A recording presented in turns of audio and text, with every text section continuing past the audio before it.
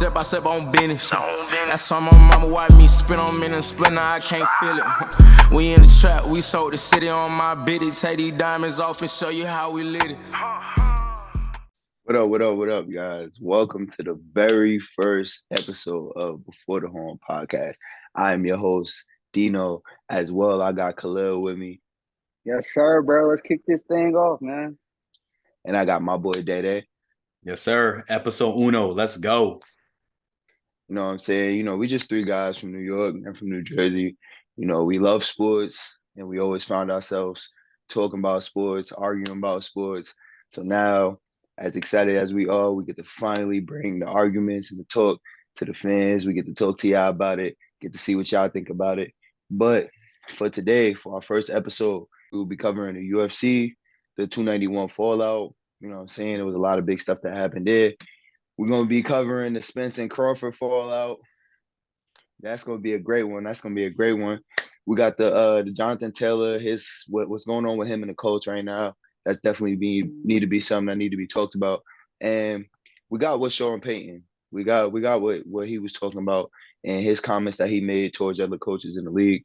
So as well as we want to get to this, man, Day, kick us off. All right, man. Ladies and gentlemen, thanks for y'all tuning in. We're going to kick this off right, man. We're going to start off with UFC 291. Honestly, the card looked great. We talked about this card multiple times amongst three of us. The card looked great, but it was kind of underwhelming in a way. So let's start off with the first fight of the main card. So Kevin Holland. Yes, it was underwhelming in my opinion. I'm not going to lie. First fight of the main card, welterweight division. We saw Kevin Holland defeat Michael Chiesa by first round submission. And Khalil, what'd you take away from this fight, bro? I took away. I really did not have much to take away from this fight. I mean, going into the fight, we knew Kevin Holland was good on the ground. He's gotten better at wrestling, so you see the improvement there. The one thing I did not like was his post-fight comments of him talking about he want to go back up to 185. I think his true weight is 170. I think he's a little too small for 185, but 170 is where he needs to be as far as Michael Chiesa. I listened to him talk earlier in the week, and he literally spoke on a show and said the issue that I have is with the Darce choke, and Kevin Holland has a good Darce choke. And then what do? Go out there and get submitted in the first round by a Darce choke. So it's like, bro, did you even try to work on not getting submitted by a Darce choke? Like, that's the one thing you should have never had happen. Like, if he beat you any other way, cool, but you was ready for that. But he wasn't even ready for that. I mean, this is his first time fighting in 2 or 3 years. So, I mean, I didn't really expect much. I had Kevin Holland winning anyway. Kevin Holland went out there and did what he was supposed to do. All right. I guess I'll go next, man. I had Kevin Holland in this fight anyway. I agree with you with Michael Chiesa. All week he kept saying he has a great Darce choke. And I 100% agree with you. Like, did you even train for that? And like Kevin Holland, his offensive takedowns got a lot better. Like, he was really just basically a one-dimensional fighter. He was very good standing up. We saw him have some losses, but he needs to work on his takedown defense still, but his takedown offense has gotten better. And the fact that he submitted him in the first round, I was like pretty excited. I was like, oh crap. I was like, okay, I wasn't expecting that. I was expecting like him to get like a second or third round TKO. That's what you expect out of Kevin Holland. But at the same time, though, that submission, I don't know, man. But also I agree with you though. I feel like Kevin Holland needs to stay in the welterweight division. If he go back to 185, like, I mean, besides the top 3 fighters or 4 fighters in a division, what's really going on? Who really gonna beat Izzy? Like, so it's not too much competition there. Maybe he think he can get a run or make a shot at Izzy, but I doubt he'll get that close, honestly, in my opinion. I don't see him beating the top 3 middleweights in that division. So I think he needs to stay at 170. I mean, 170, I'm not saying it's wide open right now, but he got a chance to move up a little bit, probably give Leon Edwards or Colby Covington a run. But first, he got to get through Kamaru Usman. Hey, I'm just saying. It's not going to be easy. Exactly. That's a tall task. And you already got submitted by Kazmat. So it's like, I mean, here's the thing. I forgot to note as well. He has a full-time wrestling coach now. He has not had a full-time wrestling coach in the past. So, I mean, you've seen the improvement. He can only get better now that, he's working with a full-time wrestling coach. I think his ground game will evolve as time goes on. Maybe in the next year or two, he could be one of those guys fighting for a 170 title. We gonna have to see, but that's a tall task, man. I don't really see him beating anybody in that welterweight division, like the top 5 fighters. But hey, Dino, what you got, Brody? Pretty much same as y'all. I took Kevin Holland, taking it too. For the first round submission, I really felt like he came out and did what he had to do as far as being that guy that everybody pretty much knew was going to take the dub. Him going back up to 185 though, I think would be a very, very bold move. I mean, the comp up there is a little too crazy right now. I feel like he should try to run it where he's at. But all in all, I mean, that first fight, it was great, but it was a lot more. It was a lot better a lot better that came down the line. So, but the first round dub with the submission, I'll take it. I got my first win in my column for my picks, so I'll take it. You know what I'm saying? All right, man. All right, gentlemen. Let's move on to the second fight of the main card. All right, we saw Bobby Green defeat Tony Ferguson by third round submission via arm triangle. Now, I'm not gonna lie, weigh-ins and at the press conference, Bobby Green was talking real spicy. Like Man, he was like just like 50 Cent in '04. he had the vest on. He had the vest on. He was talking crazy. I ain't gonna lie, that was just as bad as the Black Nasties. I ain't gonna lie, bro. That was just as bad as the Black Nasties. Man bought a red vest off of Amazon. Like, and his ski mask. And the ski mask.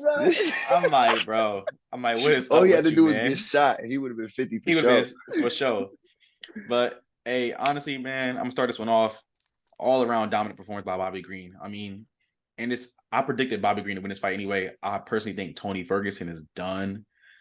Bobby Green had complete control of this fight from round one. I mean, dude, out of 227 total strikes, Bobby Green landed 145. He had 3 minutes and 25 seconds of ground control. He had 24 out of 31 strikes to the body, 95 head strikes out of 166. Like, he outnumbered Tony Ferguson in all aspects. Like, he got no takedowns, but he didn't attempt no takedowns. And to address Tony Ferguson, bro, like, the last 3 years, ever since COVID kicked off, like, he has not been the same. He's been getting dominated every fight. He's been getting like clapped. Like, his downfall it's sad to watch because he was one of the best in that division. And now it's like, this guy's just like pretty much, I feel like he should be on the prelims at this point. And I'm not disrespecting Tony Ferguson. He has to have a stellar UFC career, but at this point in his career, man, you start to think like, bro, you're 39 years old. Like, you're getting dominated every fight going forward. The last 6 fights, you're 0-6. Like, you have not beat nobody. So, like, yeah, he's got to go on the prelims. If I'm Dana White, I'm like, hey, bro, I respect what you've done in the past, but it's time for you going to prelims. Right. Yeah, Hey, Dino, you go next, bro.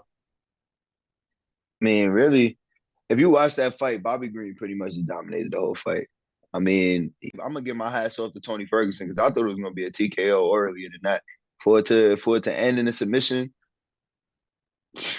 But hey, he stepped in and he was still taking some shots, but he took some big ones, bro. He really did take some big ones, and I thought Bobby Green was gonna take him out. Pause. You got me. All right, you got me. I'm the first one to get got, but we're not gonna talk about how your mouth be talking. Pause. Yo, man, look, long story short, man, I took Bobby Green myself. I'm pretty sure I took him too. I got my second win in my dub. You feel me? I got my second win in my column. But again, hats off to Tony Ferg. Like you were saying, he is old. He probably is going to drop down in the prelims, if not retire. I'm going to be honest. I feel like at pretty much 40, gigs is up, my boy. You done fought for a minute. It's time for you to take a rest. You know what I mean? This is not a forgiving sport. We know that. It's not a forgiving sport at all. It's probably even worse than football, if you ask me. But yeah, bro. I mean, if you're not making the big bucks no more, why even still do it? You know what I'm saying? Why go to the prelims? Like, but like I said, I got my second win. All right, Lil. Oh man, I mean, like, I don't know where I am or where do I stand on Tony Ferguson and what should he do next. I mean, I had Bobby Green winning too. Not gonna lie, Tony Ferguson was on an 0-5 streak. Bobby Green was on 0-3, so somebody had to break the streak. But I mean, just looking at what Tony Ferguson was and what he is now. It's just like it's sad to see, but that's the nature of the game, especially in a fight business. Like most people who dominated, they don't go out on top, especially in MMA, bro. Not a lot of people go on top. It usually ends pretty Very sad for most slim. people, if I'm being honest. But like Connor. Tony Ferguson, he was on a 10 fight win streak. I think that Justin Gaethje fight, when he got into that fight, ever since then, It he broke him hasn't been the off. same. It broke Don't him get me off. wrong. Don't get me wrong. It's not like he's been losing to scrubs. Bobby Green's been the worst opponent he's lost to out of his 0-6 streak.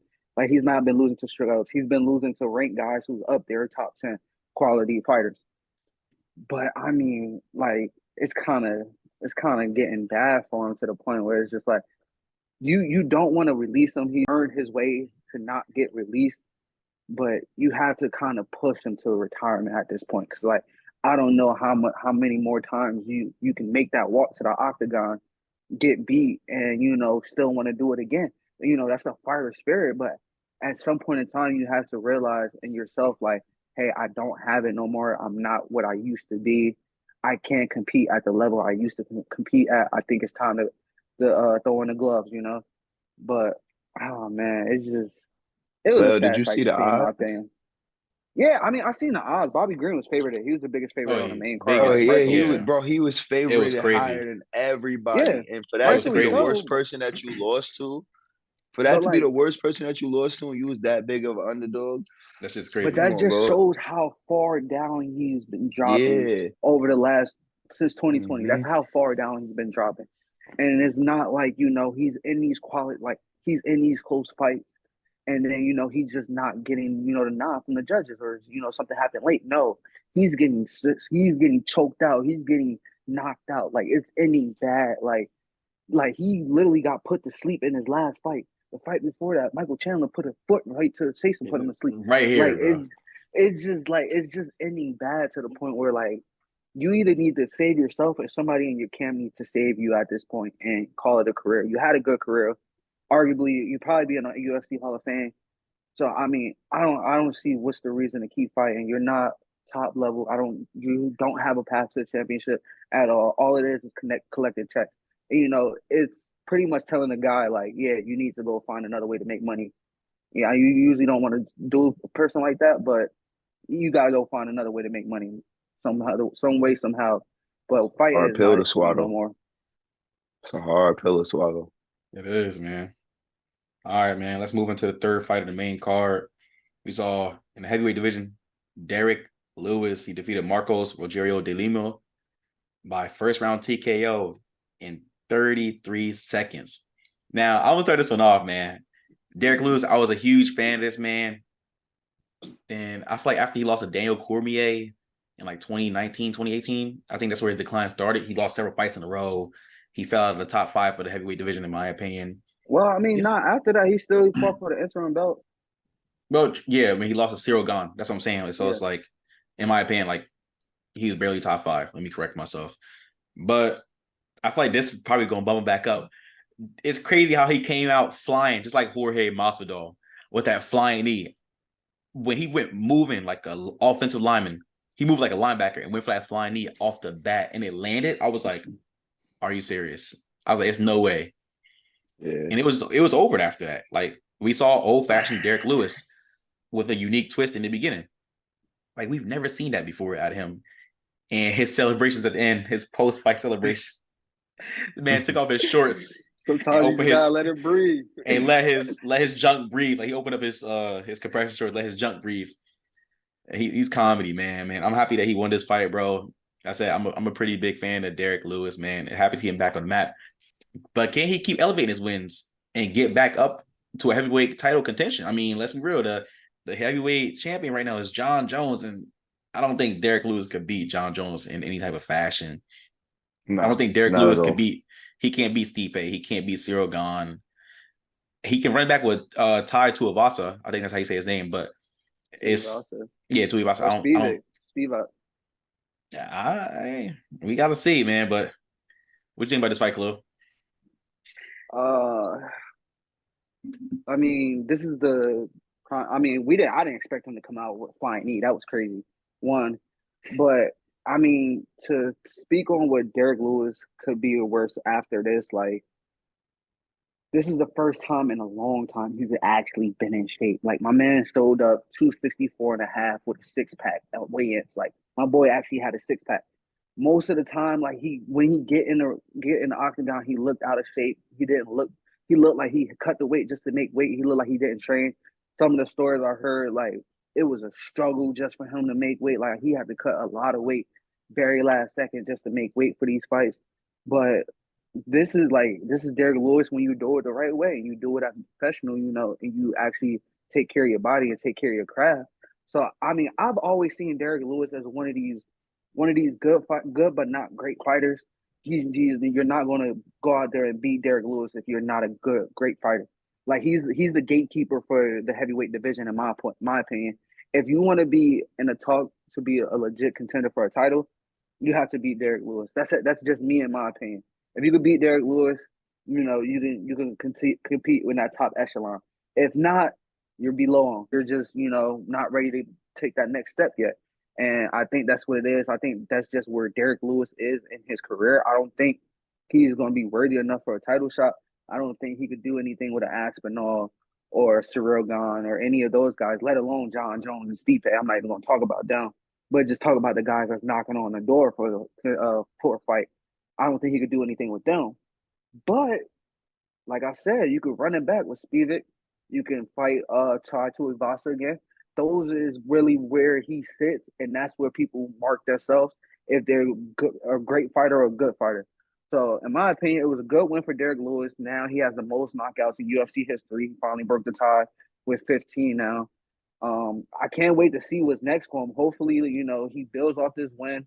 Hopefully, he continues to stay in shape, take care of his body, maintain the things that he's been doing in camp with this recent training camp.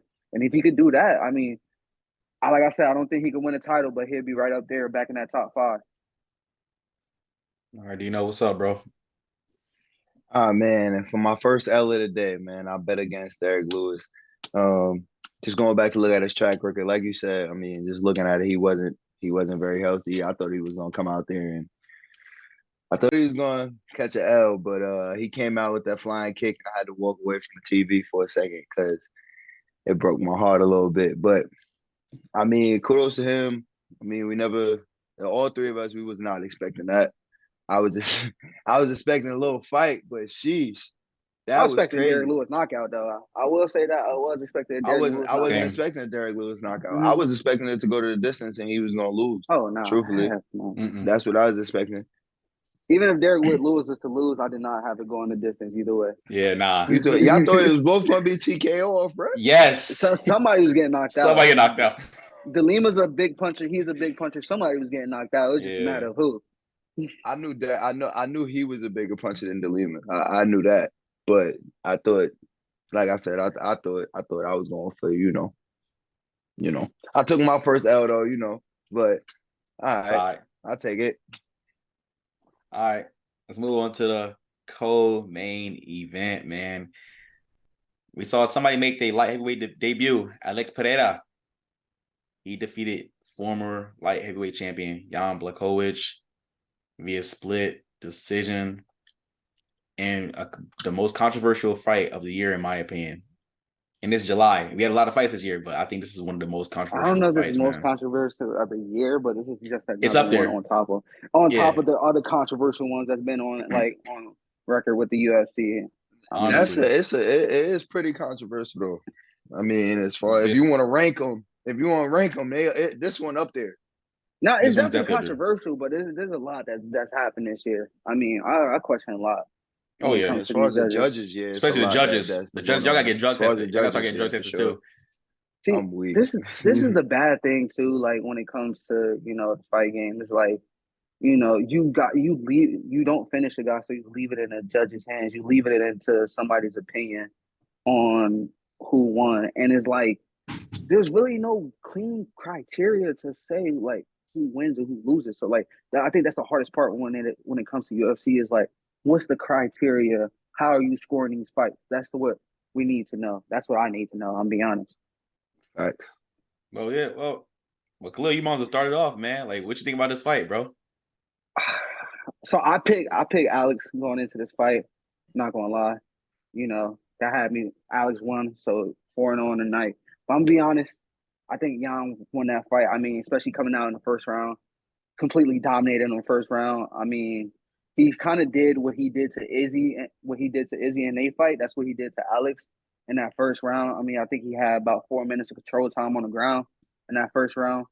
In the second round, they was on the feet, and Alex Pereira is world class kickboxer. I mean, he shows it. If it's on the feet, it's not many people that you're putting over Alex Pereira just because he's a world class kickboxer at the end of the day, and he can punch. So that second round definitely went to him, in my opinion. But that third round, I'm not gonna lie, I scored it 10-9 young. Two judges scored it 10-9 to Pereira, so he won. One judge scored it 10-9 to Jan. I guess he's seen what I seen, but I felt like it was pretty even with the striking. And then, Jan got the takedown with a minute left and kept him down for the last minute. I thought personally that was the I nail thought on that the was coffin. over. I thought it was over. I thought that was the nail on the coffin and say you won this fight. I mean, not only did he take him down, he held him down for a minute till the fight was over. And in my personal opinion, yeah, I gave Alex the nod in the second round as well. But that was a close round as well. Like Jan is not he's a good striker. He's a better wrestler than he is striker, but he can strike with the best of them. But I mean, this one kind of don't sit right for me because now it's like one guy's out of title contention. I don't think Jan has a weight to the title no time soon. Just with everybody that's knocking on the door with Yuri, Ankalaev's about to fight Johnny Walker. About a year down the road, you got Jamal Hill coming back. He's gonna be back in the title shot. So it'll be rough for him. He's pushing 40 now, so I don't think I see him getting to another title fight. Hopefully, I mean, I kind of do want to see Izzy vs Pereira at 205. Though I'm here for that though. So if we could make that happen, it'll be worth it. If you want to move up, Izzy will do it, but Pereira talking about he want to go back to 85 to beat him. So I don't know. We gotta wait and see there, but especially, I mean, Alex got a big task in his next fight. He's gonna have to fight Yuri. Yuri is no small task at all. He can grapple as well with the best of them. Something about the Russians and everybody over there. They can wrestle different, and that's been Alex's weak point.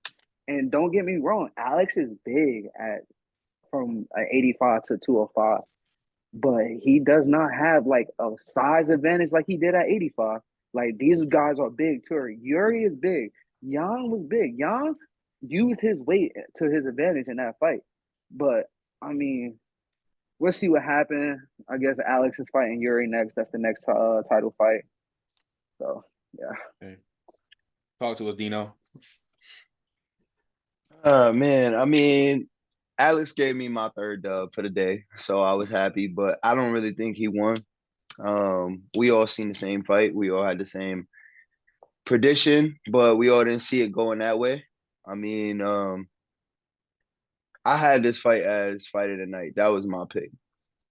For a fight that went all the way, I still think it is fight of the night. That's me. Y'all want to shake y'all heads all y'all want, bro. I'm gonna be honest. It was not We fight of gonna the night get for to. sure. I mean, if you want to say it's a fight of the night because it's the only fight in the main card that went the distance, then I guess. Yeah. But that ain't. Other than that, it was not a fight of the night. Dana didn't get that fight of the night. Bro, there was no fight of the night. He didn't give out no fight of the nights. I'm gonna be He honest. gave out though. 4 performances. This is the only fight that did not get a bonus. Every other fight got a performance of the night bonus. Besides this fight, right. That's saying something. What other fights on this card that there wasn't no complete domination? Jan didn't completely dominate Alex. Alex didn't completely dominate Jan. They was in there. They was getting to it. They was getting to it, bro. Like am I lying, bro? They was getting to it. Now ground control is a whole nother thing, and the takedown is a whole nother thing. That's why we all said that Jan should have took it because of the late takedowns that he had. But I still feel like it was a great fight, man. I like it. Hats off to both of them. Man, that's a tough L. That's a tough L though. That's a very tough L for him. I mean I really can't even say no more. That was a tough one, bro. It was just a good fight. Jan even I tweeted don't it even know himself. where he goes. What do you think he should do from here? Other than like you say he's I pushing mean, 40 now. Like where is he He gonna is go pushing the from issue 40. here? the Like issue with Jan is that he had the title, he lost the title, he gets the title shot again, that goes to decision. Then he gets into a number one contender match and loses that. So it's just like you're kind of working your it, way back down, and it's like you got exactly and guys what that's knocking on the door that's They knock on the coming door. for that. Yeah, you got a lot of exactly. guys that's So That coming to division take has a what do that you lot of do? spot. turnover. And you too That division old has to a lot of move. turnover. You too old to move. Moving is not gonna put you in any use. So it's like what I mean, I think his best bet is give it one more shot, But if he Yeah, lose that's again, all I he can think it's do. time to retire. Kind of like Glover. Glover gave it one more shot. So after he lost to Jamal Hill, he retired. He He said that lost. was Yeah, he it. retired. So But I mean, when he gave it one last shot, he ended up winning the light heavyweight championship. So it's like even though it was a vacated belt, but still he won. I see him wait, taking no, it. no, he did. He I lost see that. him. I can see him doing that Glover again. won I the can see belt. him at least giving. He beat Jan. He didn't win the He beat vacated Jan. one. Jan Oh, had okay. the belt. My apologies. My apologies. All right, hey, I'm gonna end this one off, man. I had Jan for this fight, and Jan rightfully won this fight, man. It angered me so much. Like I was happy for Pereira that he moved to 205. Like Khalil said, in the middleweight division, Pereira has a size advantage. In this division, the guys are a little bit bigger than him, so he's like he got his work cut out for him. But Jan, honestly, in my opinion, it wasn't a complete domination fight like Dennis said. They went back and forth. First round, Jan had that. Second round, Pereira, he bounced back. Third round, I feel like that last minute, some change, Jan taking him down and laying on him, that was That's a what's nail in the wrong. coffin. Exactly. But the judges saw it differently, I guess, because Jan had so much ground control. He had 7 minutes 32 seconds of ground control, but they were saying he wasn't being offensive with his ground control. He was just laying on them and just tiring them out, which Bro, I thought was a part of the game. That's a part of the fight. here's That's a the part of the fight thing, game. bro. I mean, we You just seen the have to. same The thing. thing is this: 291. I'm I mean, holding. I got 292. I control. mean, I'm 290. holding I'm you tripping. in the position that you have to get out from. If you don't get out, I'm scoring points. That's what I thought it means. Like I didn't think Exactly. you don't have to be active. Yeah, That's you not have supposed to to be be. active enough so the ref don't step in. But as long as that guy can't get up, he's doing exactly what I want him to do. Yeah. I bet the guy that's on the ground who got somebody on top of him don't want to be there. So those points should be going to Jan.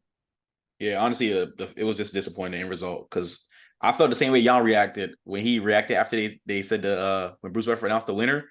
Jan like went in the corner in disbelief. He was like what? Like I thought I won that fight, and I thought he did too. I feel like I'm not gonna say this is rigged. I'm not gonna say that at all. Pereira was very efficient on striking. At 138 total strikes, he landed 112. His leg kicks were like at high 90 percentage. Like he's a world class kickboxer. His kicks I is mean, crazy. that's the kickboxer skills. Like his head strikes is crazy too. I mean, Jan had 3 takedowns, 2 submission attempts. Pereira had no takedowns. Like I said, he's not good on the ground. But it's just I'm like gonna be honest too. I'm gonna give Pereira credit because I thought Jan was about to give him out of here in the first round. in the first round, I thought he was done. When he had I that thought he rear was naked done. Nah, that choke on first him, round had me I was scared. like that. I It was looked like, like it First was round it. had me I was like, it's It looked over. like it was I was locked like, in. it's over. I was out to eat with my friends, and I was like, man, this is over. But then Pereira escaped it. I'm like, bro, there's no way. So, hey, we gonna see what's next in the division. Like that, like me and Khalil has said in the past, that division has a lot of turnover, man. Like, I mean, Jamal Hill just tore he ruptured his Achilles. Yuri's about to come back from a shoulder injury he had from last year. I mean, you got Ankalev. Like, bro, you got Johnny Walker on the come up. Who knows if Jan even gonna get close to a title shot? Like, I feel like to get close again, he gonna have to fight either Ankalev again or Johnny Walker. I think he could beat Johnny Walker personally.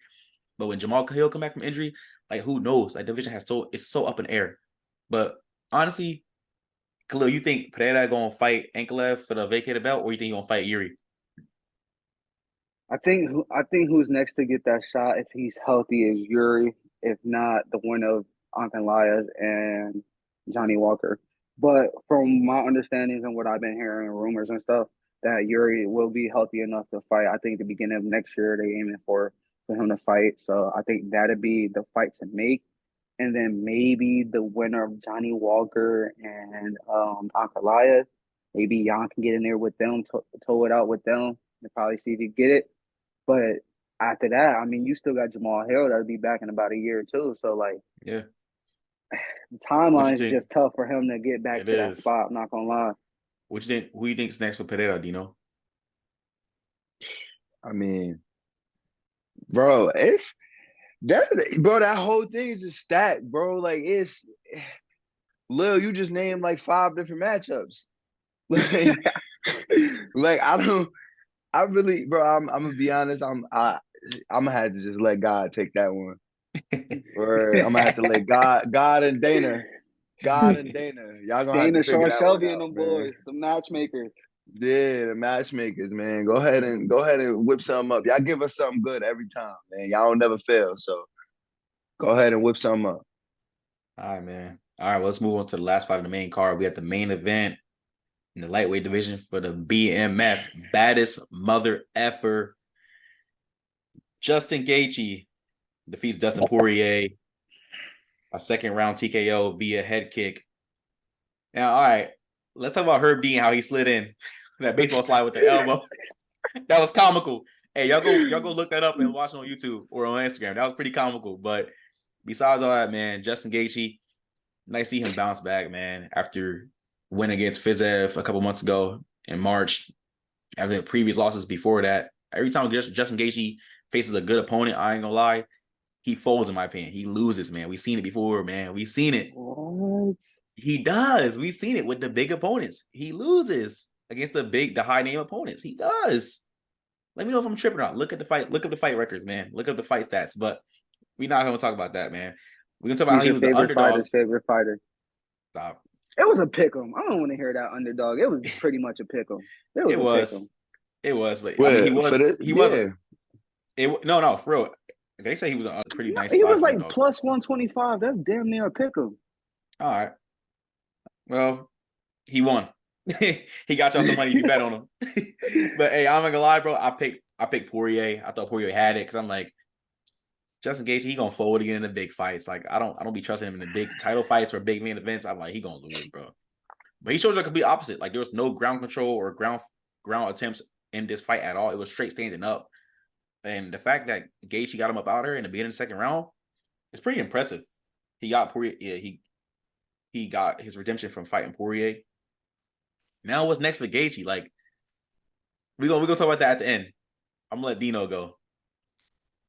I mean, this was 2. This was number 2. This their second matchup. You know what I'm saying? So I picked Poirier. I know I took another L.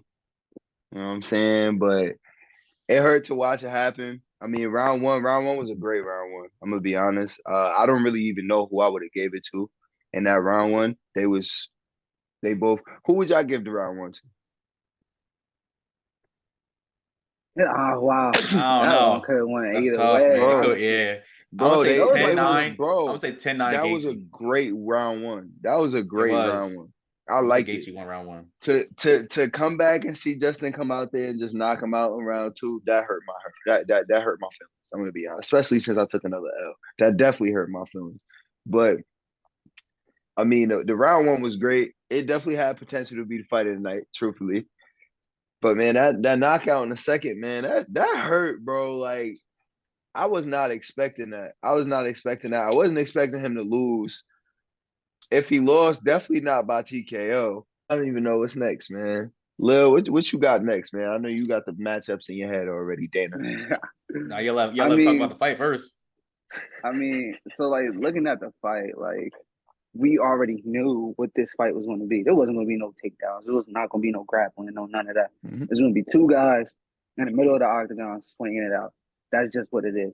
And Oh, one more thing. I'm sorry. What's up? One more thing. We all admire how they just started throwing them things. Oh yeah, Bro, that's how it's gonna be. They got up but they abandoned all UFC and went to straight street fighting, all hands. No grabbing, no nothing, all hands. I figured it was But gonna be go like ahead, that. I ain't Lil. gonna My lie. bad. I just sure. loved it. I mean, like for Poirier, he's one of the best boxers in MMA. Honestly, like if you actually watch Poirier box, he's one of the best boxers within the MMA game. But like just looking at this fight going into it, like you knew this was going to be a war. Like I didn't expect it to begin in the second round. I thought this at least go into like the fourth at least. But like a lot of chaos, a lot of damage going on, and I took Poirier in this fight. This was my only loss out of the 6 fights we predicted. This But that's why they call me the truth teller. Oh, But here we go. the thing is, like, with this fight, it was like, I think there's some demons in Salt Lake City or something, because this is the second year in a row, head kick knockout Head kick, in Salt knockout. Lake City on the main event. So I thought Poirier, usually he figures people out the second time. He usually figured people out. But we forget that from where they was in 2018 to now, I think Gaethje grew the most, because before he was one of the reckless fighters, but now he's more of like a controlled chaos. Don't get me wrong. 12 fights in the UFC, 12 fight bonuses. Like, he's going to put on a show every single Every time he steps time. in the Every octagon. time. You don't have, That's a he's your fact. favorite That's fighter's why that's favorite why they fighter call him at the the end of the highlight. day. That's why they Yeah, call him the he's your highlight. favorite fighter's favorite fighter. At the end of the day, you know he's going to go out there and put on a show. But the way he do it now is controlled chaos. He times his shots. He's not as wild. He's not taking these big shots, giving these big shots. He's more controlled. He's taking these shots. And I mean, the setup for the head kick was amazing. I mean, that was a perfect head kick. Like, even Poirier tried to block it. He got around his guard and hit him in the side of the head. It was done. Like, it was just a perfect setup. And he said this is something that him and Trevor Whitman has been training on for a while now, that they've been working on. It just hasn't worked yet, but it finally worked in a fight. So, I think for now in that lightweight division, 155 division, that stacked division that they got, oh man, I think with this fight right here, I think the loser was like done. Like, it'd be hard for them to get back to that championship Yeah. round. I can agree. And for the winner, they're right in that conversation again. Like, they were ranked 2 and 3. Now that's about to switch. Gaethje's about to be 2. Poirier's about to be 3 now. But just looking at it, you got Oliveira coming up against Islam. That's going to be a good one. That's going to be a big one. I'm not going to tell you how I got in that. I can't wait. I'm not going to tell you Hey, how when I we got get to in that that. I got episode, y'all can ideas. find out. Yes, sir. I got ideas, but I don't know yet. I'm going to still think about it. But the winner of that, we don't know if Volk's trying to come back to 55 division, so he might be next in line for that. But after that, I mean, Gaethje probably is the next guy up. I mean, he hasn't fought Islam yet. The thing is, though, like with the champ, some of these divisions, we have these champs who's done ran through a few of these guys already. Islam has not ran through anybody. The only person that he beat in the 155 division Was that's Oliveira. actually contending for something is Oliveira, and Oliveira's already getting his rematch. Everybody else is fresh meat, from Poirier to Chandler to Gaethje to McGregor if he wants to come back, to Beneil Dariush. Like, they're all fresh meat. He has not fought none of these guys. So I mean, the division is wide open, like, as far as competing. But from Justin Gaethje's standpoint, this puts him right in the conversation to be next up to get that title shot. All right, let's talk about real quick, just for very briefly, Justin Gaethje's comments about Conor McGregor and Conor McGregor comments about Justin Gaethje. Like, do y'all think McGregor? Do y'all think McGregor is baiting Justin Gaethje? Like, that's all. I read an article saying should Gaethje take the big payday fight with McGregor, or should he just try to chase after the belt? I think Conor's trying to bait him, man. But Gaethje was like, I'm not fighting no guy that's been taking steroids, which is facts. Like, Conor been juicing. It's pretty evident. Like, you look at pictures of Conor McGregor, like, during his off time, he was definitely like looking very unnatural. But boy, neck mad large. Unsure. Can we stop feeding into this Conor conversation? Like, are we going to do this after every freaking pay-per-view? We did this with Robbie Lawler. He's getting into it with Jorge Masvidal now. He's supposed to be fighting Michael Chandler. He's still not even in the USADA pool. He's still got a little bit of that stuff in the system that he's still trying to get out. So, like, I don't want to talk about Conor no more until Conor is in the USADA pool and on his way to getting cleared, and they got a fight date for Chandler and McGregor. Like, because at this point, like, Conor does what he does best, is talk. I want to see him fight at this point. Like, I'm tired of hearing him talk. Like, we've seen him fight, 3 times in the past 6 years, 7 years? Yeah. Like, no, stop talking and get in the octagon. Get clean, get in the octagon. You have an opponent already. Stop worrying about all these other guys and fight Michael Chandler if you're really that guy. Like, first of all, we don't even know what weight class you at. He talking about he want to fight 170. That's because he was on that stuff. But, I mean, he need to be fighting at 155. I don't think Conor is, anywhere near a championship conversation. The only reason why Conor would be in a championship conversation is because of that Dana White privilege. Conor get a win or two, he's right in that conversation because of that Dana White privilege. But from the standpoint there's no need to talk about Conor because at the end of the day, until he's in the USADA pool and he has a fight booked, all it is just another distraction to the guys that are actually fighting and competing. So I really don't want to hear from Conor. Damn. Oof. He went on a rant right there, man. Hey, we're gonna end it off on that, man. Khalil's mic dropped it. But hey, let us know what y'all think about the UFC 291. Let us know what y'all think about that card, the whole event. Let us know how it turned out. All right, we got UFC 292 coming August 19th, man. O'Malley versus Sterling. All right, let's move on to the boxing fight that's happened this past weekend, man. It's pure domination. Pure domination. That was a massacre. That was a massacre. We saw Terrance Crawford defeat Erroll Spence Jr. on 9 TKO. I'm gonna let Dino start off, man. What you think about this fight, bro? Like, I'm trying not to laugh. Oh my God, living in What Dallas. you think about this fight, living in Dallas while this happened. Boy, did I have a time. That was, I ain't gonna lie, bro. He made Dallas look bad with that one, man. He left with the cookies, bro. Like lumped up. My boy looked like Martin Lawrence off that Martin Lawrence. against Tommy Hearns. Bro. Yeah. My boy got beat down, bro. He looked like, y'all watch Friday with a dude come running when he came running from the Holy Moly Donut Shop after the goons whooped him. Yeah, that's exactly what he looked like walking out of there, bro. I mean, that was just a pure beatdown. I mean, if you look at the scorecard, it wasn't even close. It was not close at all. Nobody really expected that to happen at all. Nobody expected it to be that bad of a beatdown. I took Crawford. I knew Crawford was going to win. I knew he's not to be messed with, and I know he's that guy. And he showed it. He literally showed it Saturday night and showed why he's the best boxer in the world right now, and that's just a fact. Hey, go ahead, Lou. I mean, like just breaking down this fight and looking at this fight. One, I predicted Crawford 10th round TKO happened a round earlier, so I was off. But truth tellers always kind of close to the situation at all times, But I mean, it was the scorecards was 79-70 all around. I mean, the first round, Spence came out, he looked good. Spence fought his game. Second round, he got knocked down. It was like, okay, like he caught him with a good punch, but we'll see what happens. But as you got into like the 5th and the 6th round, you kind of start to see like, Spence is like coming with it, but he's not coming with it like he was in the first couple rounds. Like Crawford was tagging him up. He like counter shots heavy. And it's crazy because Crawford is fighting in a southpaw stance. Like he could fight orthodox or southpaw. That's crazy. He decided to fight southpaw, meet him where Spence liked to fight, which is a crazy thing. And then you got into the second round. Second round, it just got ugly. Second round, I mean, not the second, the 7th round, it got ugly. He dropped him twice. At that point, it was bad. Like, Spence was always one of the boxers to come forward. He started stepping back a little bit, and Crawford started putting it on him.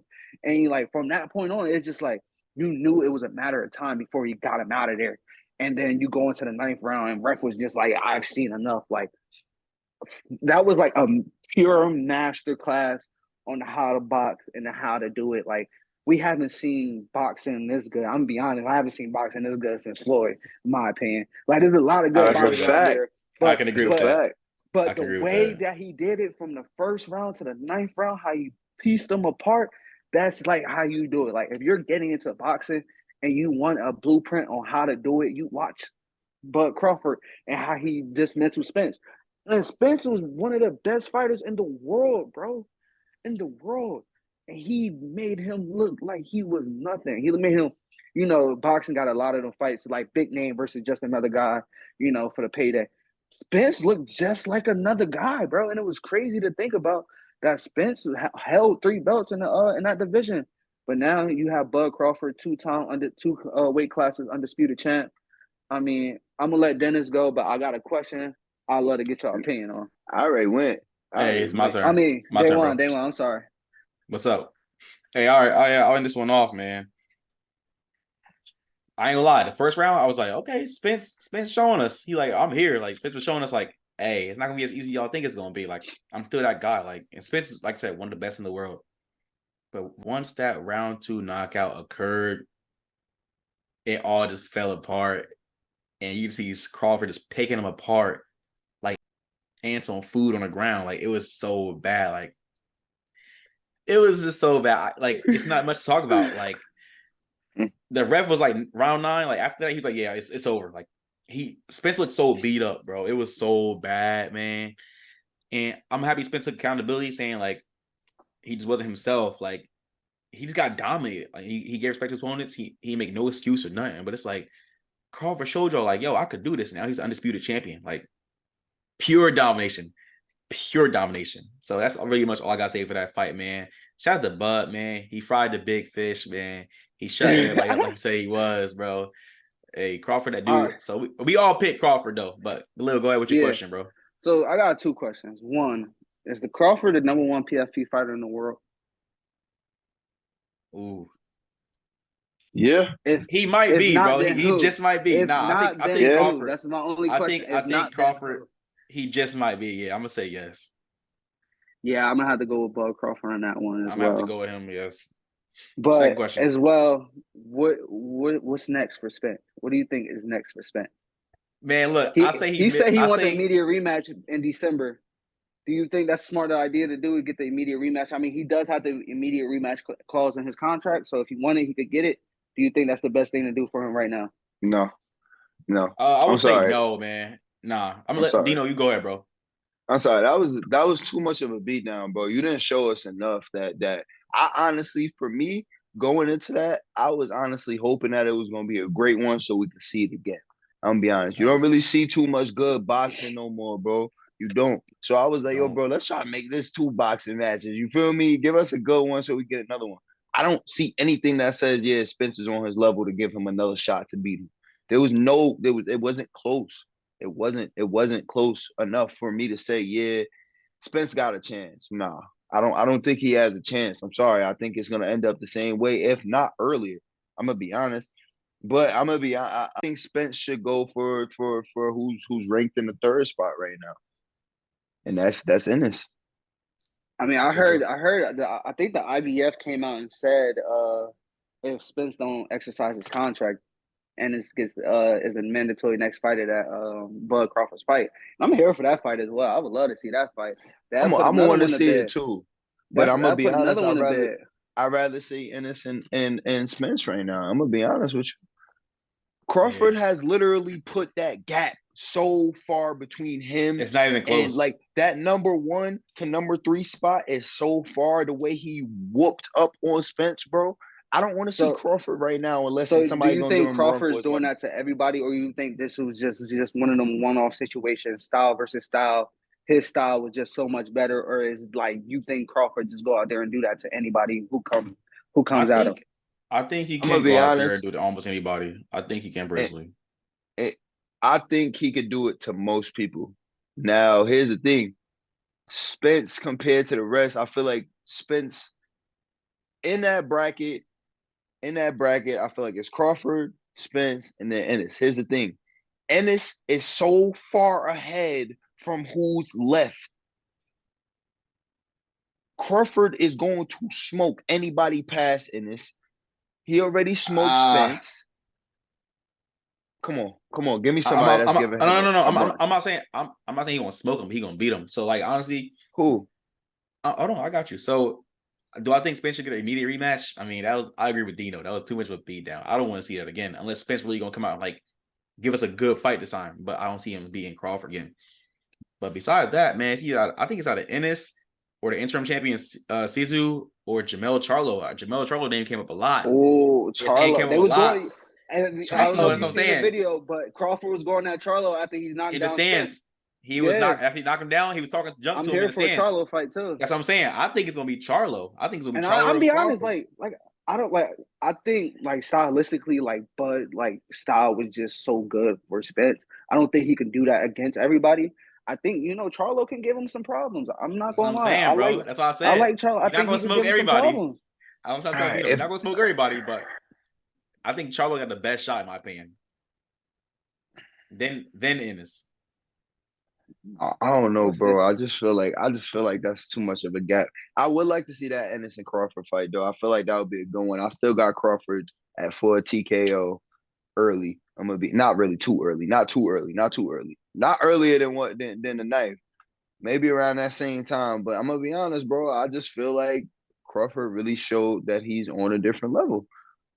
See, I can I can agree I with just that. don't want it to be a situation of, we're prisoners of the moment. Like we seen what happened in that last fight, and we're prisoners of that moment, and we pretty much like neglect everybody else that's behind them. But I Was mean, I we think ever it's some guy. prisoners for Mayweather? Nah, that's different. Mayweather was a one-off compared to Yeah, everybody else. he Bro, I was, he's feel bro. like 52. did He's the 52-0. Crawford is 40-0. Like, the thing is though, it was just like Floyd set a expectation for boxing that they're trying to get out of, like people can't mhm. lose and still be great. So I think we're phasing it out. We're finally getting those fights that we want to see, and like a loss doesn't hurt. A loss really does Don't not hurt you. So like, I mean, No. hopefully, boxing is going more in direction of giving you the big fights and big names you want to see. Somebody listen, they both went into this fight undefeated. Somebody had to take a L. When Mhm. in this fight, if in this And fight this is Crawford, they're both 31, going to be 31 and yeah, 0. they're going to be undefeated in that. So like, I mean, but I don't think that diminishes them, but it can exercise your greatness, or in Spence, kind of hurt your greatness because of how bad that beatdown was, though. All right, man. Hey, let us know in the comment section what y'all think about that fight, man. Spence versus Crawford this past Saturday. Let you know what y'all think is next for Crawford. What y'all think is next for Spence. Who y'all think who could beat Crawford? Who y'all think is next for him? All right, for our next two topics, for last two topics of the night, we're gonna transition. We're gonna talk about the NFL, man. First, starting off, we're gonna talk about Jonathan Taylor and his drama with the Indianapolis Colts. This is honestly nuts in my opinion. Right. So earlier, middle or late last week, Jonathan Taylor requested a trade from the Indianapolis Colts after Jim Israel's comments about the running back market with everything that's been happening with the running backs lately and how they haven't been getting paid and they're holding out to get better contracts as they should be getting paid. So JT and his agent like, you know what? Let's use our leverage, whatever leverage we have. Let's try to force them to pay you early, pretty much. Now JT has one more contract left on his rookie deal. He's been a top 5 running back since his rookie year. Now, last year, he battled injuries. He missed most of the season, but he still was a productive player when he was playing. That Colts team was very poor. I mean, we saw Frank Reich. I mean, he got fired middle of the season. But we saw Matt Ryan's poor play as well, but Matt Ryan's trash. But besides that, JT is, in my opinion, is like 40 to 45% of their offense.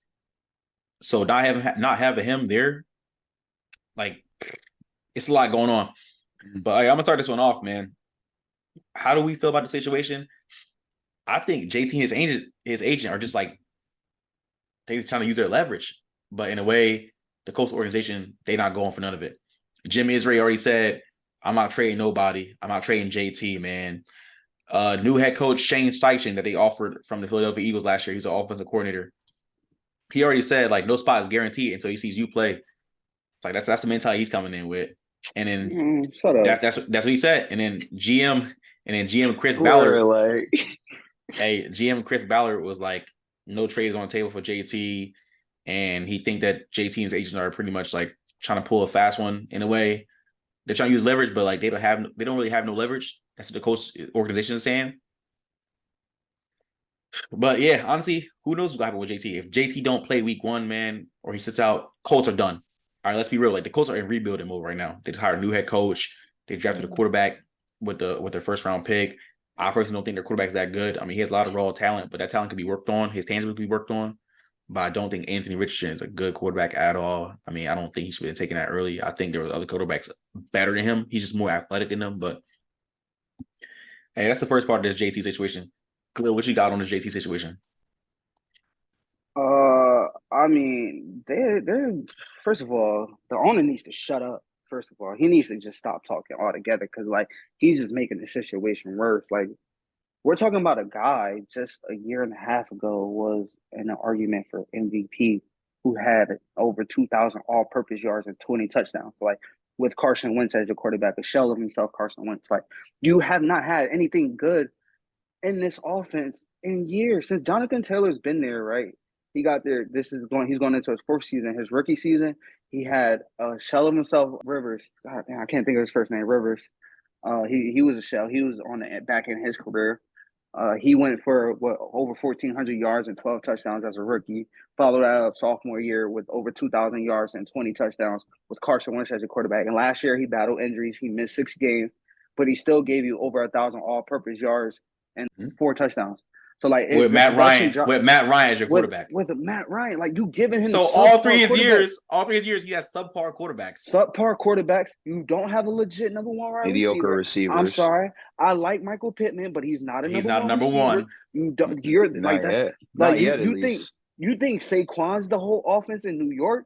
No, he's Number really 2 the is whole Paris offense Campbell. in Indianapolis. Like there's literally nothing left. There's nothing else in that offense. Like. And you just drafted Anthony Richardson with your first overall pick.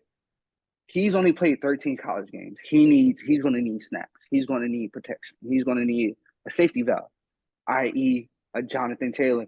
This is when you're supposed to pay your players. When your quarterback is on his rookie deal, you have a quarterback who's on his rookie deal for the next 5 seasons. You telling me that you can't give Jonathan Taylor an extension, make him happy, make him feel like, he's this offense? Because at the end of the day, he is. I mean, y'all haven't won anything since Andrew Luck retired. That's been years ago. So, this is the only good thing that y'all have going on. Y'all wasting the talent that y'all have on offensive line, Quentin Nelson and them boys. Y'all pretty much wasting that talent. The defense that y'all got is okay. It's not great, but it's not bad either. It's solid defense. But y'all not putting a good quality football team that's going to actually win games. Let's be real. We don't think they're competing in probably arguably the worst division in football. And we think this is a team that can't even compete in that division. Let's be real now. Let's be real. What's our expectations on Anthony Richardson? He's a good runner. Yes, but he's not that good of a passer. He has a strong arm, but his stats are very underwhelming in college for a guy that went 4th overall. His upside is there. The upside, the tangibles is there. He's big, he's strong, he's fast, the whole 9 yards. But he needs to develop. And while you do that, you have a great running game. They did the same thing with Carson Wentz. They did it with Jared Goff. They did it with Dak Prescott. Young guys that won games. Those are quarterbacks that won games, but they had great running backs behind them that was running the ball. You had Todd Gurley. You had Zeke Elliott in his prime. When you have guys like that to help out your quarterback, it only enhance your team. But when you're making him unhappy, he wants out of there, and now you're talking about you're trying to put him on the PUP list because of a back injury he says he doesn't have either. So we're gonna address that. We're gonna address that. This team is honestly in shambles now because you don't listen. There's only one player on that team who has 100 carries on that team right now who's healthy, and that's Gardner Minshew. So that just gives you that just lets you know what's the state of this Indianapolis Colts team. This is a team whose season is over before it even starts, in my opinion. They're not winning. I see them winning only 5 games this year. And I just also got a report. I just read a report that Zach Moss broke his arm today as well. Yeah, like I just said, they only have one person that's healthy with over 100 carries, and that's I didn't even read that. So that's their backup quarterback. But hey, Dino, go ahead, man. Talk about John Taylor for a little bit. I mean, first off, I want to say that it's a great power chess move by Jonathan Taylor, his agent, around the time and what's the talk of the NFL right now. Yeah, go out and go grab some extra money, bro. Everybody's talking about it right now. Everybody's talking about how running backs is unpaid. Everybody knows that you're a top 3 running back in the game right now. So get paid. Go ahead and get paid. Go ahead and talk what you need to talk. Go in there and state that you're business. State that you're better than the guys that's arguing for money right now. And state why you should get paid more than them. Now, on the flip side, on the Colts side, like you said, Lil, owner just needs to shut up because you're just chatting at this point. You're making him even more unhappy than he is right now. And if you look at it, I mean, you guys have the money to pay him. You guys didn't really sign any huge deals to anybody. You have a quarterback that's a rookie. You have a fairly young offensive line. You have young receivers.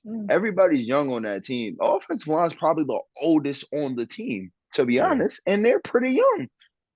They don't have no young guys, but they're wasting their prime. Yeah. Quentin Nelson's already into his second contract. He's already into his second contract now.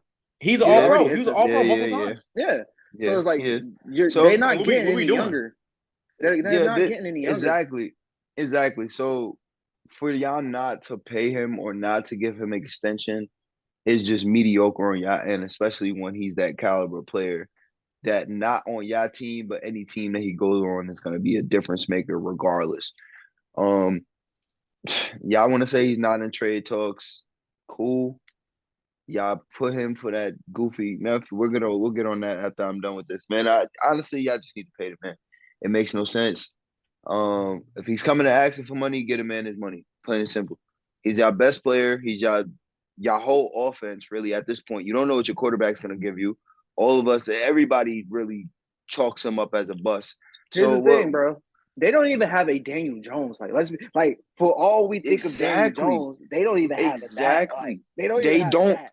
They don't literally. They have Gardner Minshew. That's what they have, bro. That's what they That's have. what we know. That's the guaranteed caliber player we know they got right now is a Gardner. And we seen Gardner Minshew multiple times. Exactly. We know Gardner Minshew's gonna come off the bench and maybe give you a win, but after that, it's over with. Mm-hmm. It's over with. He's gonna come off the. Okay, we get it, bro. We get it, bro. Man, just pay the guy and make him happy. He's your best player. All right, well, let's talk about the other part of the Jonathan Taylor news. So this is where things really get iffy right here, man. The Colts they consider placing John Taylor on a non-football injury list for a back injury, and they're threatening to withhold his season salary. That's tough. But JT came out right after the reports came out. He instantly was like, "I never had back pain. I've never reported back pain or injury." He said, "I'm not sure what your resources are, but find new ones." Now, this is where things get tricky because it's some undercover news saying that JT did have a back injury during the season. He just didn't tell nobody. But now he told somebody after the season. But there's news coming out that he just didn't want to disclose a back injury. But he's had it. So who knows who's lying or not? But honestly, this is where things get tricky because, like, okay, like, is this man really going to pull another Le'Veon Bell from 2018? Like, I understand he wants to get paid. He's a top 3 running back. He should definitely get paid. But it's like, damn, the Colts, y'all really trying to withhold this man's, like, earnings? Like, is it really that deep? Like, if y'all want to do all this stuff, just trade him. The Colts are trying to say that he did it away from the team's facility on his own time. So that's where the money with being withheld comes from. That's in your contract. Not doing it with the team. Like, if he got injured with the team, like, they can't withhold it. But if you do it without, like, if you get injured away from the team, kind of like the running back for the Bills, he got injured on the jet ski. Now he in a contract dispute with the Bills. Can he get his money or not? So, like, from that situation, like, they're trying to argue that he did something away from the team. But I'm gonna be honest, bro. If I'm Jonathan Taylor, yeah, I'm good. I'm healthy. I'll play game 1. After game 1, I think my hamstring a little tight. I don't think I could go anymore. Like, my hamstring kind of tight. You gonna pull that? Like, that's. Listen, I got to protect the brand. I got to protect this body some way or another. Like you said, bro, I can't. Listen, he had over 300 touches 2 years ago. I'm not about to let them put another over 300 touches on my body. If they're not gonna pay me, you don't see my work for 300 touches. No, yeah, he wants security. He wants security. I'm trying to take care of my body. Like, hey, you know what they say? Money can heal a lot of injuries. Money could heal a lot of injuries. We saw with Lamar Jackson. Listen. You pay me. Whew, that hamstring got super quick. Dang, what happened? That's been like that for years too. Y'all heard it with y'all heard it with Ocho too. Ocho said they ain't pay me. I have 400 yards receiving. That's what it comes down to. Like, you really want to get the best, like, take care of your people. I don't understand, especially in, like, the Colts situation. Like, you're not paying the quarterback. You don't have these super big names that you're paying. So take care of your running back while you can, before you have to go out there and pay a quarterback if Anthony Richardson is what people think he could be. Before you have to do that, take care of the guy. Like, I don't see what's the issue in it. Like, it's money you're going to have to spend either way. Like, just go ahead and do it. It's not like you have this premier wide receiver that you got coming down the line that you got to pay, or this premier tight end, or this premier pass rusher. Y'all really don't have none of that. So take care of the guy, man. I don't see what the issue is. Hey, man, y'all let us know in the comment section what y'all think gonna happen with JT and the Colts, man. Is JT in danger not playing week 1? Are the Colts really going to try to put him on the not able to perform list? Are the Colts going to withhold his money? If you're a Colts fan, also let us know in the comment section how y'all feel about the situation. We would love to hear from y'all, man. This whole situation is crazy, but we're going to see how it turn out, man. The season's about to start in less than like a month. So let's see it. But to our last topic of the night, man. Some tough words were said by newly acquired head coach Sean Payton for the Denver Broncos. I mean, we know Sean Payton's history. We know his track record for what he did with the Saints, man. Multiple playoff wins, got a Super Bowl out of it, all on Drew Brees' shoulders. I mean, Sean Payton, let's not take nothing away from him. He was a great head coach, man.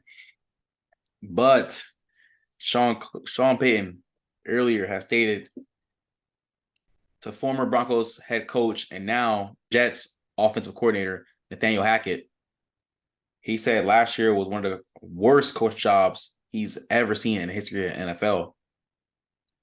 Now, we know Sean Payton, he's a hothead a little bit. He got a mouth on him. What do y'all take away from Sean Payton's comments? I'm let Khalil go first. I mean, he later the next day or the 2 days after, he kind of walked them back after he done stirred up the fire. Now they're in a situation where Robert Saleh has also commented, talking about like keep my coach's name, keep my team out your mouth. We don't talk about that. Aaron Rodgers has now commented. So like, but I mean, from that standpoint, like, let's be real. That Denver Broncos team, that whole situation, that whole thing was bad.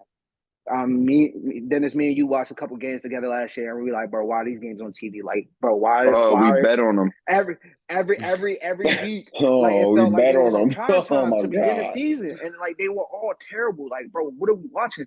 And I've already told y'all how I feel about Russell Wilson. He's an overrated quarterback. I don't think he is as good as he used to be. Like, I just don't think he's the answer. Maybe Sean Payton can go in there and like fix him up, bring him back to, somewhat what he used to be. But I obviously don't think, because part of that is his athletic ability. I don't think he has the same athletic ability. One, and the Broncos country, let's ride. I don't think he's really a good team guy and none of that stuff. Let's ride. So I mean, I feel like if you're Sean Payton, you're just painting a bigger picture on your back. The task that you had just got a whole lot bigger because you bring in all this attention to you. And guess what now? They got to see each other week 5. Now we got something to talk about week 5 when they see each other. Let alone, these are two teams that I think are in the run. I don't see neither one of these teams winning a division, especially not Denver. And, that's the KC invitation. Not a chance. But I don't see the Jets winning a division. These are two teams that's going to be vying for a wild card spot. And it could come down to a situation where, it's one or the other. That week 5 game could be a major factor who get one of them spots. But from a standpoint of like Sean Payton, like, it's certain things you don't say that, what's understood don't always need to be explained, especially among coaches and stuff. Especially like when you talk about some of the things that went on, like the GM and all them people still had a part of that stuff too, and they're still in the building. So like they could look at you some type of way as well. So like from that standpoint, I don't think the comments was bad because that whole season was disaster. But some things just don't need to be said. Yeah, hey, I'm gonna go next, man. I 100% agree with you. First, let's talk about the 2022 Denver Broncos. Russell Wilson, hey, coming into the offseason, he got him from Seattle. Now, I still am a Russell Wilson fan. I'm not gonna lie, but that's mainly from his past. The last couple years, Sell your stock. Hey, if he don't perform this year, I'll sell it all. I'll sell it all. But it's gonna be too late though. The stock too low at that point. You're right, man. You're right. I'm losing money. But Russell Wilson definitely needs to turn around. That last season was such a disaster. Like I'm like, is this really Russell Wilson? Like, what am I watching? And like they were on primetime games, they were on Sunday games, like they were on primetime TV or afternoon games. It's like, why 6 weeks straight? Yeah, it's like why are they in this position? Like Roger Goodell, like change this, flex games, like move games. Like this is putrid. Like this is a team that has a pretty solid offense. They got some holes on defense, but their secondary is pretty deep, man. Like you got to argue probably one of the best corners in the game. Surtain, you got good safeties. And they D-line needs some work. Linebackers need some work, but they in a division where they're not getting out of that. Like they at the bottom division, they gotta climb to that top. But it's gonna be a stretch from now for them to do that with Mahomes. Here's the thing, though. They just lost their third and fourth receiver too. One's out for the season. The other one has a heart problem, I guess. We don't know how long he's going to be out. KJ Hamler's going to be out for the first couple weeks at least. Tim Patrick just tore his Achilles. That's their number one. I mean, the pressure's just melting. The pressure is just melting on Sean Payton turning around Cortland Sutton. Russell Wilson. Cortland Sutton and Jerry Jeudy. Jerry Jeudy, he like a number 3. I got Tim Patrick and Cortland Sutton. They did draft Marvin Mims though, so I don't know. Yeah, maybe he's gonna get a shot. He's gonna get a shot next year for sure. He's gonna get Well, a yeah, shot. I mean, when the two guys, the third and fourth string go down, like you're just the next You man got up no at that point. chance. So Yeah, you got Yeah, to and yeah, shoot. he's gonna get a shot. They got a repeat receiving core that can't stay but healthy. So the question really is though, is Russell Wilson good enough to elevate younger guys? Is And he that's what I was still that about, guy? and that's what I was literally about to address. So who knows if he's still that guy? Like, but you got a lot of young guys around you, but I don't think it is, man. I think he's done for it, bro. I think his days are coming to the end. It hurts to say this, 'cause I love Russell Wilson, but he got to elevate these guys, or he's just out the door at this point. Like, I think he's gonna be done. But Nathaniel Hackett, that whole system in Denver was horrible last year. But I'm happy to see Nathaniel reunited with Aaron Rodgers back in New York. Aaron Rodgers came from the Packers. He's on the Jets now. But sticking with Sean Payton, I mean, he needs to come in Denver and turn this bus around. It's gonna be tough. You're in a division where, hey, Mahomes and Andy Reid been running that division for years, ever since Andy Reid got there, pretty much after Peyton Manning retired. They've been running that division for a while now. So Sean Payton got a tough task ahead of him to rebuild a team that was such a disaster last year. But he's not wrong. Sean Payton's definitely not wrong about what he said about that team last year. But things just don't need to be said. Like, he could have kept that to himself. But again, he apologized a day or two later, and everything's good now. But that Week 5 matchup it's gonna be tight. It's gonna be tight. But hey, Dino, what you think about the whole Sean Payton commenting about the 2022 Broncos? first off, to just to piggyback off the last thing you said with Russell Wilson. I'm not a Russ fan, but I do think he could turn it around. Not turn it around to be a superstar, but to be a lot better than what he was last year. It was terrible. That was too bad, but I feel like he could do better than that. But to go back to Sean Payton, really, yeah, Lil, what you said, he did make his job a lot harder. I mean, you coming in there and trying to turn around a team that was that bad, and I mean, he came out and apologized for what he said, but if he wanted to keep it short and sweet, like I think he should have, man. I'm sorry for what I said, but not, but not because I said it. Truthfully, like But I mean, I feel he like told the it should have truth been a point. 100%. He told the truth 100%, He bro. did. No, He he did did tell tell the the truth. truth. Here's the To thing. be professional, especially in where you're at and the face that you hold right now, you definitely should have never said that. But can we all understand that Sean Payton is getting very old and some things just come out when he wants to say it? We know how the Yeah. old syndrome get. You know what I'm Listen, saying? listen. It's the thing, though, bro. Like, even we all know the situation is bad, but like, you have to go in there. Hey, I have a lot to turn around. Last season wasn't good. Last season we had a lot of things. A lot of things went wrong within the organization. I'm trying to clean some things up. You kind of take that route, but to Hmm. start name pointing Nathaniel Hackett Under down, the like bus. no, yeah, like no, that's like taking it too far. Like maybe privately you feel that way, like a lot of us do. Like it was a terrible job. Like Nathaniel Hackett was trash. We all can admit that. But it's just some things as being in that position that you just don't speak on that we all know behind closed doors. I mean, it's kind of going downhill for the team right now too. As we talked about the injuries, and we talked about, we already know the quarterback situation. What could he be?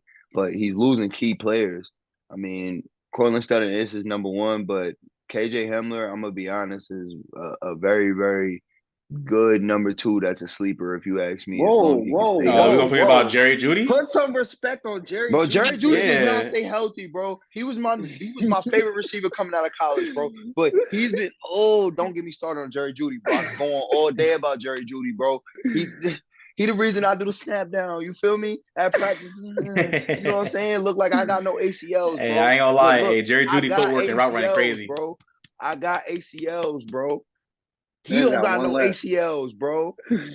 Like he can't stay healthy, bro. So look, I'm gonna be honest. I'm not even gonna get on some Jerry Judy talk, man. I'm gonna be honest. They should let that boy walk, let him get to another team. If you ask me, and go out and try to get somebody else young that's gonna stay healthy. Love him to death. I'm gonna be honest. I would love to see him on the Eagles. I'm gonna be honest with you. But Stop. man, it is really going downhill for them. And y'all want to bring up Jerry Judy, bro? He's gonna play 3 games and get hurt. That's just the truth. Dang. That's Dang. just the truth, bro. So yeah, Damn. KJ Hamler's their Like, number shit. two. Like Jerry Judy is literally Michael Gallup at this point, bro. Like I'm not gonna say that he's Michael Thomas. Oh, Michael Thomas is mad crazy, but Jerry Judy is definitely like Michael Gallup right now, bro. They're gonna give you some production when they're there. Don't get me wrong. They're gonna give you some production when they're there. They're gonna play a pretty good game. They're gonna score a touchdown, maybe get you 100 yards. But they gotta be there. Like you gotta lace up them cleats at the end of the day, bro. If you can't lace up them cleats, you're not better than the person that's in front of you. You not on the field. It can't happen, bro. But to get back on Sean Payton, man, I feel like it just wasn't professional. It wasn't to throw like you shouldn't be throwing any other coach under the bus, especially when you're taking a job, and especially when you got people that coach with him still in the building. I feel like that's just putting a target on your head regardless. You're just looking for people to throw the blame on you when stuff go wrong, because that's exactly what's gonna happen. They lose to the Jets and he doesn't have a better offensive game than Hackett. If he loses and he doesn't have a better offensive game, which he probably won't because he doesn't have the offense that the Jets got. Especially if they get Dalvin Cook. Yeah, if they get Dalvin Cook, Especially if they get Dalvin Cook. They're gonna make some noise. Bro, I think just gonna win that week 5 matchup. Like, bro, it's gonna look bad. Now, on the flip side, he is gonna look like a genius if they do have a terrible offensive season. But I mean, that's really all I got for that one. I feel like Aaron Rodgers honestly need to shut up too, because bro, we don't. I hate seeing. Let's address that right now. All right, so we heard Aaron Rodgers. Aaron Rodgers clapped back. Aaron Rodgers clapped back and said that Sean Payton need to keep my coach name out of his mouth. Now we know Aaron Rodgers and Nathaniel Hackett. They go back to Green Bay, man. They have a great relationship. You know, Aaron Rodgers is low key feisty. He a diva. So anybody he love and he had a relationship with, he's gonna have their back. And I commend Aaron Rodgers for this. But Aaron Rodgers, you gotta worry about the season you gotta play for right now. You have a season to worry about right now, Aaron Rodgers. You need to worry about that. You need to worry about that division you in. Because you look like you're looking at 3rd place right now. I'm not gonna lie. But I mean, he not wrong for defending his head coaches. But what y'all think about what Aaron Rodgers said? Khalil, you go first, bro.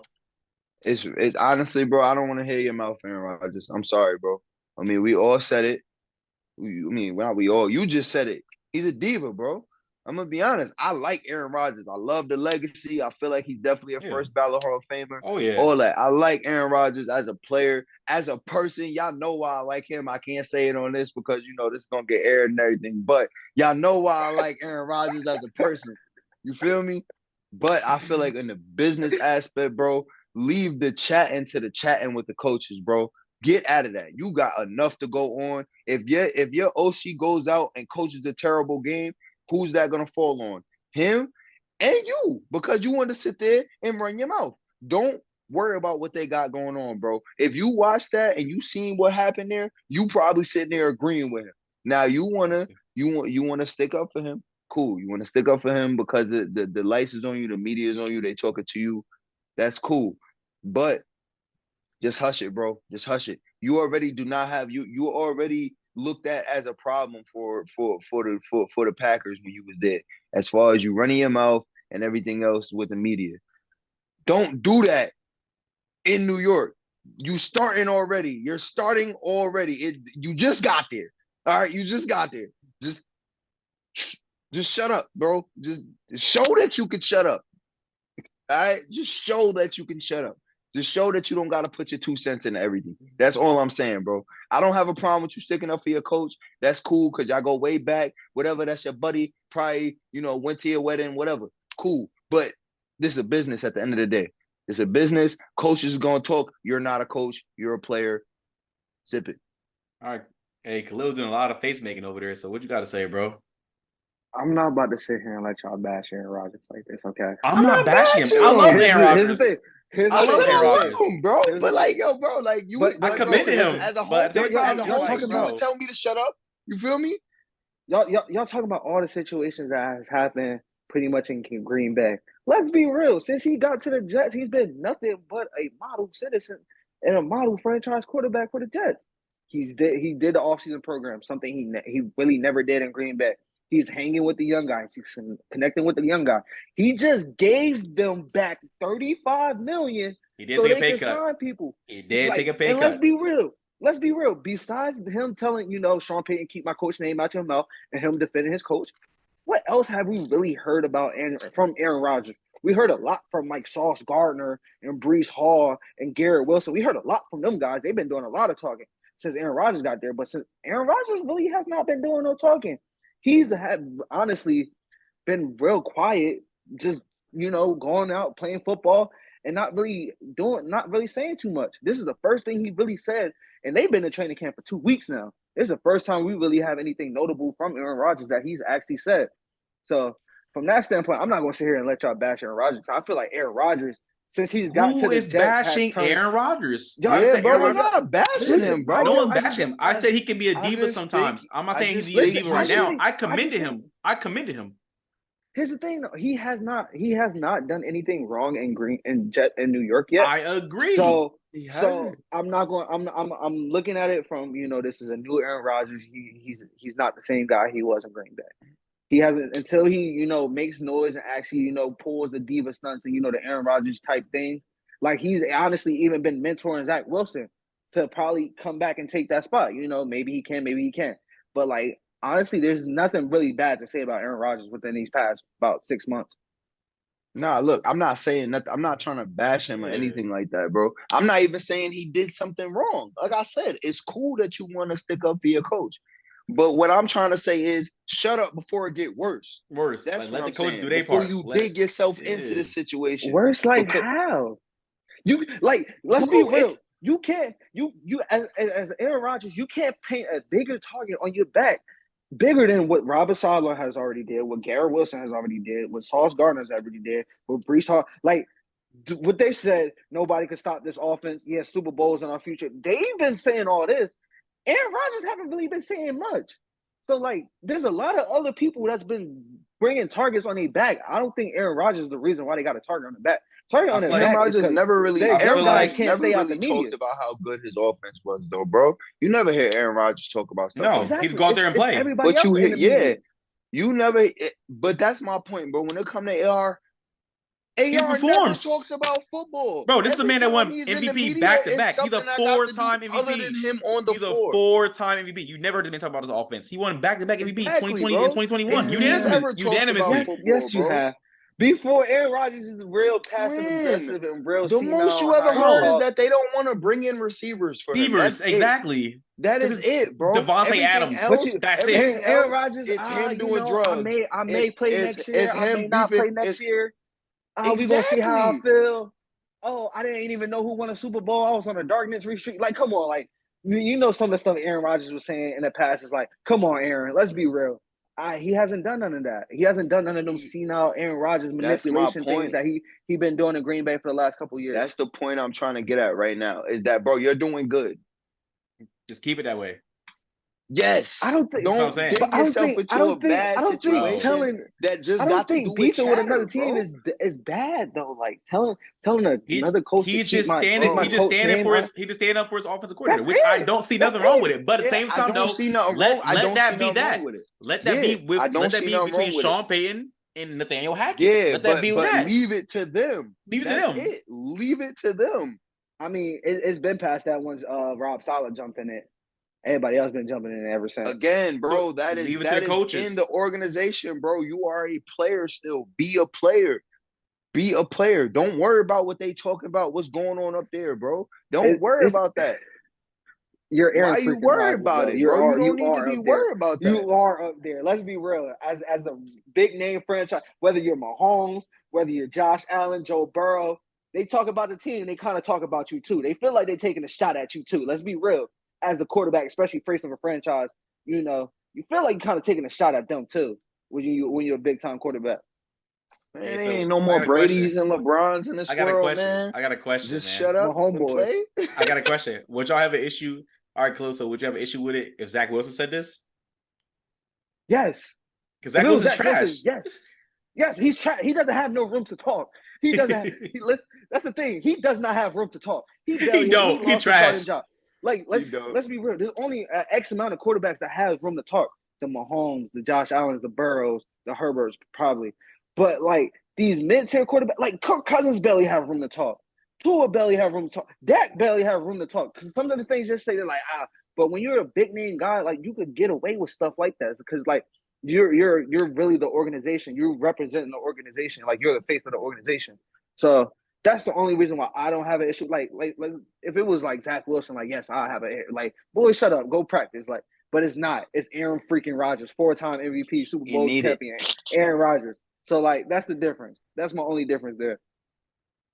All right, man. Hey, well, let us know what y'all think about Sean Payton's comments and how Aaron Rodgers backfired, man. But hey, we appreciate y'all tuning in, man. That was episode 1. Again, we're happy to bring Yes, this to y'all. We sir. finally kicked it off, man. Thank y'all for tuning in on all platforms, whatever you're watching or listening on, whether it's Apple, Spotify, or YouTube. We're going to keep bringing this to y'all on Tuesdays and Thursdays.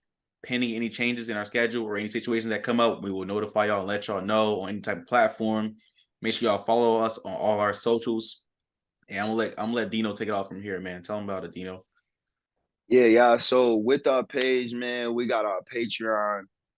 If y'all don't know about Patreon, man, just for like as little as $2 a month, you could join our Patreon and do your part in supporting us and supporting what we got going on here. We are a self-funded podcast, which means all of us, we work our 9 to 5s just to make our coins, and we take out of our free time to bring this to y'all, to get to talk to y'all, interact with y'all, as well as we're gonna be dropping merch soon. We're gonna be dropping hats, shirts, maybe some shorts. If we get the support that we need, we'll be dropping that too. And Patreon's gonna be the best way to get some discounts on that, as well as free ones. And it's your best way to interact with us. Interact with us personally. We love to argue, man. We'll sit there and talk to you all day. So if you want to sit there and interact with us, man, Patreon is the best way to do it. And we're definitely thankful for any type of support you guys can get. All right, Lil, get us out of here, man. Yes, sir. I mean, keep showing love, keep supporting. We appreciate the love and the support that we've been getting before we even dropped the episode. And we finally dropping the episode, giving y'all the content that y'all been asking for us to give to y'all. All I say is we appreciate y'all. We appreciate the support. Keep showing love. We're gonna keep doing this thing. Let's get it. Hey, man. Follow our Instagrams.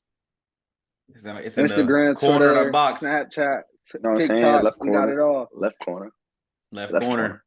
Follow it all, man. Follow our Chill. personal Nails a Instagrams. little dirty. Follow our personal Instagrams. Follow our page Instagram at Before the Horn Podcast. Follow our Twitter. Follow us on TikTok.